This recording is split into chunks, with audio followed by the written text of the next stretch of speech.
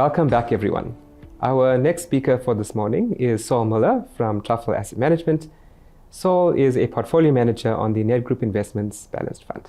Saul, very nice to have you join us again. Thanks, a pleasure to have you. Great. Saul, so I guess let's kick off with performance then, which has been spectacular since inception. I mean, literally right at the top of the ranking table since inception. Any comments to share on that, please? Sure. There are a couple of sectors which drove performance over the last year. Our offshore equity did particularly well, and there are a number of sectors and themes that played out there, which we think will continue to play out. So we had quite a bit of exposure to semiconductors, particularly in Asia. So we had exposure to Samsung and Taiwan Semiconductor. We think there's certainly room for that to continue doing well. Defense and aerospace in Europe has done well, and that's obviously not unsurprising given what we're seeing in world politics at the moment and the fracturing of the world. European banks have also done particularly nicely for us. We still think there's good returns to be had from that space. We still expect double-digit returns in euros. And then in terms of the local market, precious metals, and I'm including gold and the platinum group metals, have done particularly well for us over the last year. And we think there's still more left. There's probably a bit too much in gold at the moment. It has done a lot. There's quite a lot of panic in that sector at the moment. So maybe a little bit of a pullback would not be unreasonable, but we think gold will certainly remain at elevated levels, just given the change in the dynamics of politics in the world today. And then some of our SA Inc. themes also played out. So banks did particularly well for us, as did insurers. Those were really the key contributors to the performance over the last year.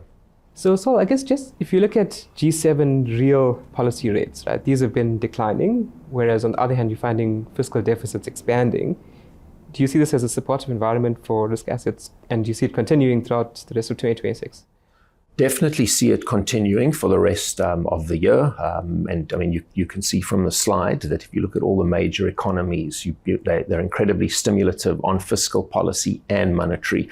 And if you just think of some of the large economies like the US, we know their deficits are twice as large as what they've been historically. That is certainly set to continue. If you look at Japan has been increasing their fiscal impulse, I mean, to such an extent that we've seen bond rates in Japan ticking up quite aggressively.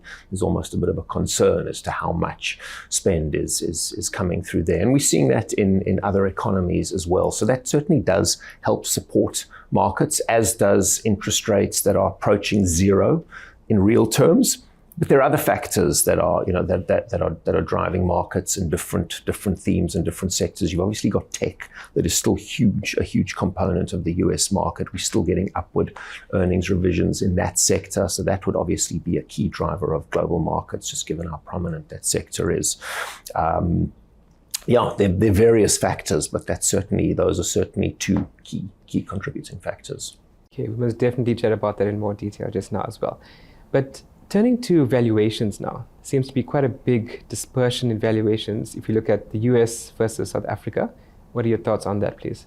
So there is quite a lot of dispersion in returns. The US is reasonably expensive, particularly because of growth assets in the US, the tech and tech-aligned sectors. And they are, relative to history, I'd say they are reasonably extended. If you look at the rest of the world, you don't see as much overvaluation. The rest of the world is still above its long-run average if we use sort of 15 or 20-year averages. But I wouldn't say that they are worryingly above those averages. There's obviously a tremendous amount of volatility in PE ratios or whichever valuation metrics one chooses to use. And given that, I'd say being 17% above, as you see on the slide, is not especially concerning, which is why we still find a lot of opportunities in global markets. But as you point out, SA does look particularly cheap. SA is pretty much trading in line with its long-run averages, and that's whether you use the overall SA market or you use, let's say, SA banks as an example. You could look at SA retailers, they're actually at a bit of a discount. But that's particularly compelling, just given that the environment for SA, the macro environment for SA, is particularly favorable at the moment. And really, when I say the macro environment, I'm talking about the weaker dollar and, even more importantly, stronger commodity prices. We are obviously a mining country. We export gold and platinum-related metals. So having those at high levels is hugely positive for us. That usually results in money flowing into SA, and that's why you would actually expect our valuations to be above their averages, but they're not. They're sort of fairly close. So hence, that's why we find SA a compelling destination at the moment. Yeah, we must definitely talk about the impact in terms of trade as well just now. But Saul, I want to just kind of zoom in. You spoke about some of the opportunities. What about some of the risks? I know that downside protection is quite important in terms of Truffle's philosophy and process. So what about some of the risks that are on your radar at the moment? Sure. I mean, geopolitics is obviously going to be the first risk that any money or fund manager would probably flag at the moment. I mean, some of the comments that I would make around that are not everything that happens within geopolitics is negative for markets. There are some parts of the market that actually benefit. I mean, unfortunately, defense is obviously doing very well in Europe, so that's a direct beneficiary of the turmoil that we're seeing at the moment. The other point to bear in mind is that geopolitics, although it is risky, and we never know what's going to happen, we don't know how far the US will go with some of their policies. It is important to bear in mind that is only one factor driving markets. There are other factors. So one can't just look at that and just automatically assume that valuations should come down as a result of those geopolitical risks. The other factor that's important to bear in mind is that markets often will often constrain political will. The only problem with that is sometimes politicians will do something that can be quite negative for markets, then they will reverse their action. And that's probably one of the risks that we would worry about, that there's a bit of overreach, and then you have to wait for a huge market shock to bring them back in line. So that's obviously a risk, but it's also a bit of a positive in the sense that we don't think the world is going to fall apart. I mean, for instance, one of the worries is obviously that the US might put a stooge into the central bank that will just conduct very easy monetary policy / interest rates. That obviously results in higher inflation expectations. It pushes long bond yields up, which means mortgages become more expensive, and that obviously plays into affordability issues in the US, which they can't really have. They can't have a worsening of their affordability crisis at the moment. So that would be an example of where we wouldn't expect someone reckless being put into the central bank. And that's just an example of where markets should constrain any kind of overreach. But as I said, the problem often happens where they will try to push the limits and you might get a shock to markets first. So that's obviously something to worry about. There's obviously risks in SA. The outlook for SA is always quite uncertain. Particularly the further out we go, the issues around succession of, who will the future president of South Africa be? Can we sort out our endemic corruption? Municipalities that are crumbling, can we fix those? So these are all major issues. I mean, I'm painting the negatives. There obviously are positive aspects in South Africa. We're seeing a lot of improvement from Transnet in terms of some privatization of ports, of rail, and a likelihood that we get better volumes. So there are pros and cons in SA. But ultimately, there is a lot of uncertainty and risk as to what we will look like going further out into the future. So what we try and do is sometimes look a little bit more short term, where we think we have a little bit more visibility, and we can often find profitable opportunities in short-term dislocations in SA. So that is how we manage our risk around SA, which obviously has this fairly uncertain outlook. And there's obviously lots of risks around AI. I mean, I don't have to necessarily go into those. I'm sure everyone's aware of the various risks that AI poses. We can discuss that if you want. I definitely want to ask you about the AI value chain specifically, because there's kind of many players in the process and obviously different levels of profit margins and moats that go with that. What are your thoughts on that, please? So we think that there's certainly opportunities in AI. We think it will change the world it's already changing the world that we live in. There's obviously one of the major issues that you would be well aware of is the issue around higher unemployment rates as we replace more people with AIs. That's obviously a risk with a whole host of consequences that one could dig into. But if we look at some of the particular sectors within AI, if we look at the equipment providers, so the semiconductor part, you've got the designers, the makers, the people that make machines to make semiconductors. We think there are certainly places there where profitability levels are quite excessive, like in NVIDIA. We think NVIDIA is certainly a company that could come under competitive pressure in the next few years. They've always been a profitable business, but they are extremely profitable at the moment. Whereas you have other businesses that just aren't earning to the same extent. So we think there is less risk associated with them. And that would be the likes of a TSMC or a Samsung, which is very exposed to the memory side. We think that is certainly got a tremendous amount of growth still. So that's where we have positioned we've positioned our portfolio. There's obviously a lot of risk around some of the large language model providers or the data centers. A lot of those sit within the big tech companies like Amazon or a Google. So it's not necessarily a major issue, but where they are standalone businesses and they trade on these enormous valuations, there's risk to those valuations because there's a high risk of commoditization with those businesses. It's quite hard for them to differentiate. If you look at ranking tables of who's doing better every month, it changes as to which large language model is at the is winning the race. So it changes. So it's debatable as to whether they should really trade on large valuations. And if you have an unraveling of those valuations, that can create a lot of pain for the sector. There's financing associated with those companies. There's vendor financing where OpenAI will buy chips from NVIDIA and they can't pay for them. They pay for them by issuing equity. If that equity is overvalued, that means there's a loss to NVIDIA. So you have the circularity that is concerning. It's not necessarily an existential risk to the US economy, but it is certainly a risk. It could certainly result in large amounts of volatility. And then there's obviously the businesses that use AI. Some of them are directly threatened by it. If you're selling user licenses, and a business will have less users. If you're a call center and you're going to have less call center agents because of AI, that's obviously quite negative for the software company selling you those licenses.